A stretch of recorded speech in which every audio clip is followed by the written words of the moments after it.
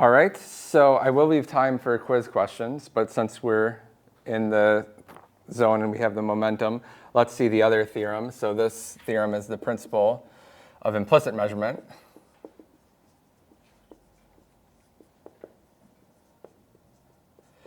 And I'm going to do a similar thing here. I'm going to state the theorem as in the textbook, and then I'm going to demonstrate that it's true on a particular example. So the principle of implicit measurement says the following: any unterminated, meaning not measured, any unterminated quantum wires at the end of a circuit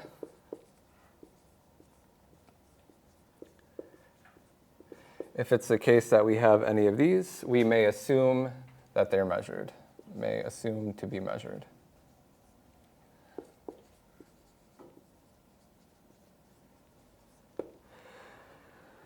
Okay, so what does this mean? I'm going to illustrate it for you with the following example. Again, a minimal 2-qubit state. This time we're going to be taking partial traces, so I'm going to be using a density matrix, so rho A, B. A being the top wire, B being the bottom wire. So let's assume that I have one case where I do measure at the end. I'm going to measure one of the qubits. And another case where I don't measure, and I just have the two lines like this. So what we're going to show in both cases, so this is the one with unterminated wire, meaning the second one. We're going to evaluate the states of the first qubit, which means I'm going to take a partial trace. In the first case, I'm going to take a partial trace of the measurement outcome. In other words, I'm not going to know what the measurement outcome is. And in the second case, I'm going to take a partial trace of the second qubit. So sometimes you'll see this in a circuit. This is notation for the partial trace.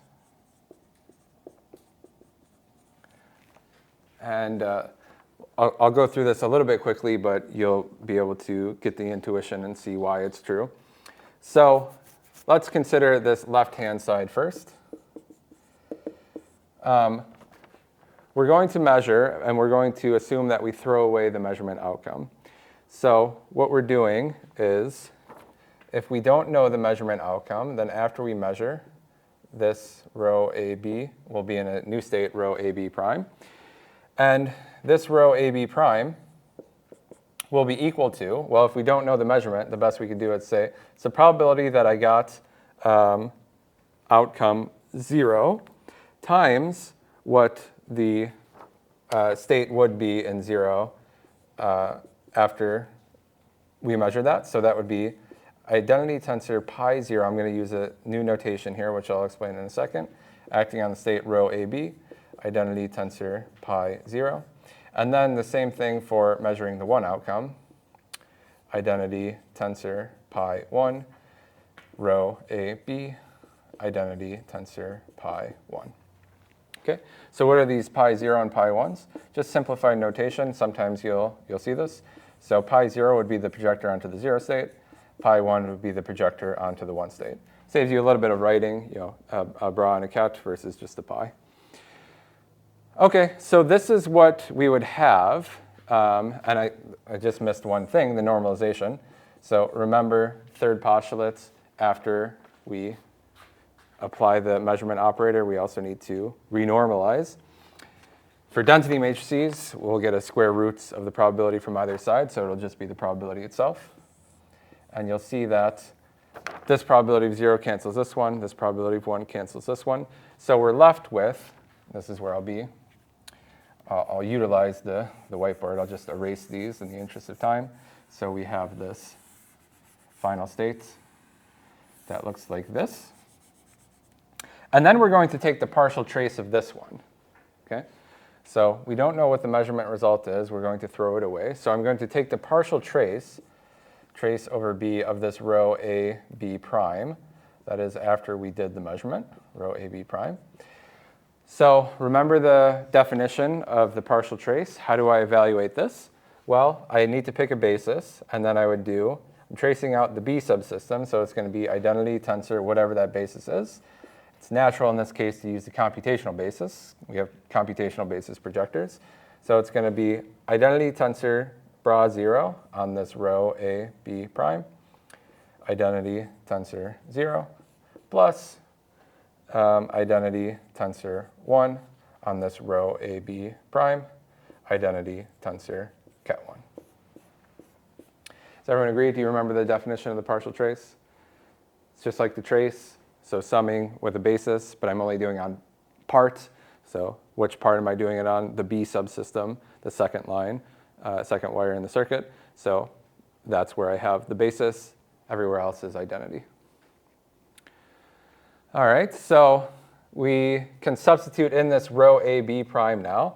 And I'll just do it for one term and leave you to reason about the other term. So it's going to be identity tensor bra 0. That didn't change. Then I'm going to substitute this long expression in. So square bracket, identity tensor pi 0, acting on row A, B, identity tensor pi 0, plus identity tensor pi 1, row A, B, identity tensor pi 1.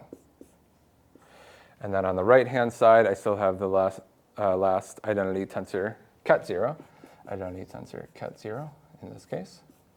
And then I'll write just parentheses for the second term that I'm omitting. All right, so now we need to evaluate this partial trace. And it's always going to be identities on the left. So I'm really just looking at the right-hand side. And the key principle that we're going to have, again, is orthogonality with these definitions of the projectors, pi 0 and pi 1. So when I'm passing in a 0 bra, it's going to first hit this pi 0 here. And remember that this is just the projector 0, 0. So hopefully you agree what I'm going to have is this 0 inner product 0 is going to be 1. And so all that's going to be left is the bra 0 again. So in a way, this times this just simplifies to this again. You see that? It's going to be identity tensor bra 0. So we can write that down, identity tensor bra 0. And that will act on the state row A, B. And then similar idea with orthogonality. This one will be 1, 1. So this bra 0 is going to kill this ket 1. And so that term is going to go to 0. Okay? So that's coming in from the left. Now when we come in from the right with this ket 0, let's do red for coming in from the right. This ket 0 is going to hit this pi 1. So that's here. So this term is also going to go to 0. I'll have a 1 inner product 0. So that one's going to go away. And then it's also going to hit this pi 0. So this is a 0 outer product 0. This one is going to be 0 inner product 0, which is 1. And then what's going to be left is the ket 0. Okay? I'm going a little bit fast, but hopefully you can see the logic here. And so the answer that we'll get to at the end will be that this is just identity tensor 0, row AB, identity tensor 0. That will be the first term. And then the second term, you'll have identity tensor 1, row AB, identity tensor 1. So this is a summary. This is the result that you're going to get. You should be able to work through all of that. Now, who could tell me, just looking at this final expression, what this is in terms of this initial state row AB?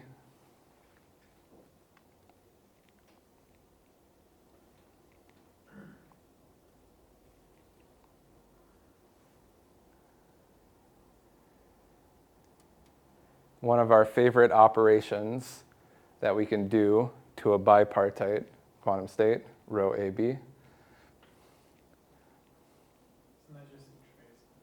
The partial trace. Exactly right. Partial trace over which?